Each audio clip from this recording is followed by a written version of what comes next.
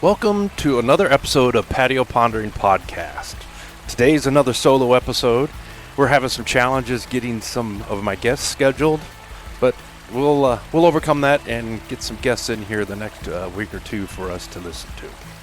The other day, I was working on Facebook or LinkedIn, I don't remember which one, and I saw a post that was shared by a friend talking about supporting farmers. The AI-generated picture that I saw was what we would typically think when we see a picture of a farmer. You see, it had a hayseed. He had a piece of straw in his mouth. He had a straw hat, the straw hat that you see from the 30s and 40s and 50s. And this farmer was wearing overalls. And then his wife was wearing an apron, the apron that I remember my grandmother, both Smith and Baker, wearing. Went over their dress so that they had their pockets to carry a knife and they could keep their dresses clean.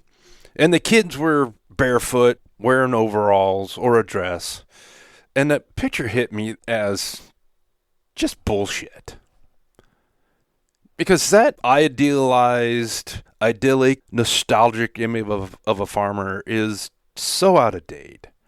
And I know my friend Damian Mason would have comments about it because he, in his Business of Ag podcast and his presentations, is really pushing that agriculture is a business and the hayseed in overalls is gone. Heck, I haven't worn a pair of overalls since 1991, 92. And I don't know of any farmers in my area that wear overalls, even though they're comfortable. Not downgrading overalls. I'm just talking about the image. And about the same time I saw that image on social media, I got to watch my neighbors that were harvesting second cutting hay or straw. And what hit me was the contrast between that image of the self-sufficient hayseed farmer with a hoe in his hand and what I saw out my back window and through the windshield as I drove around our community was stark. The friends and neighbors that were putting up hay and straw recently had to use a crew to get it done.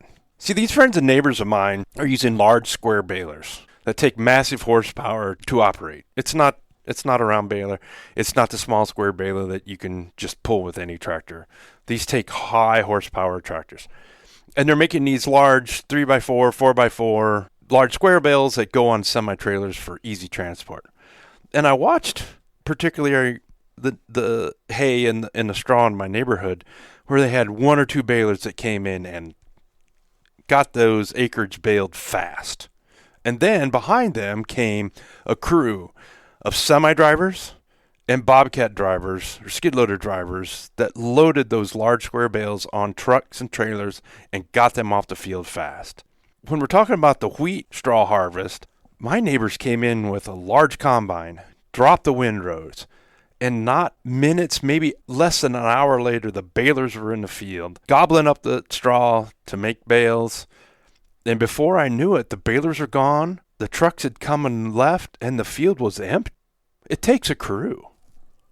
Now, if we think about that idyllic image, that nostalgic image of old MacDonald with his overalls and his pitchfork, if he tried to do that, it would take days to get those massive windrows of both hay or wheat straw in the barn. So the image is wrong.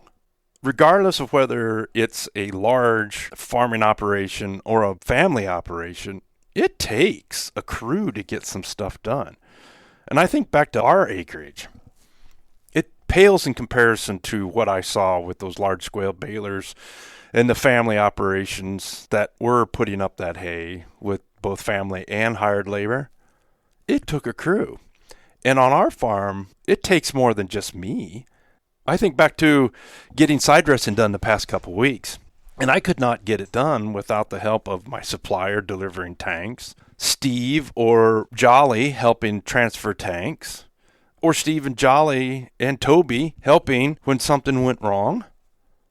I couldn't do it by myself. It takes a crew, not a village. It takes a crew to get farming done today.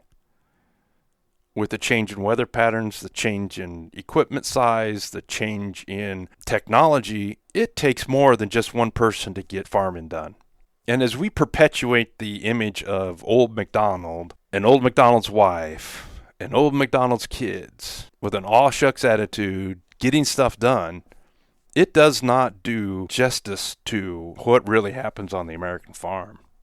It is impressive how we can take technology, work within the constraints that Mother Nature gives us, orchestrate a crew to get crops in the field or out of the field. I don't care if you're talking about corn and soybeans or hay or wheat straw. It takes a well-orchestrated crew to get all of that done. It's pretty impressive. That's me. That's my rant today. So as we think about promoting agriculture, and we share our stories online, or we try and garner more land or sell our products, should we not talk about how impressive it is the way we get our products out of the field and to the consumer, instead of perpetuating the nostalgic myth of Old MacDonald and his wife with a pitchfork in his hand, just working hard? Just a few things for you to think about here as I'm pondering from the patio, preparing to go and finish side dressing. So there you go. My thoughts from the patio today. I know we didn't dive into, ag roots to see how those ag roots form them, but that's going to happen next week. Today's just me thinking about how we promote agriculture and how it is truly remarkable how we get our crops planted, harvested, and into the barn or bin for our customers. Thanks for the likes, the shares, and the follows. If you have any suggestions for a guest, shoot them to me. I love talking to people about their ag roots and how those ag roots made them.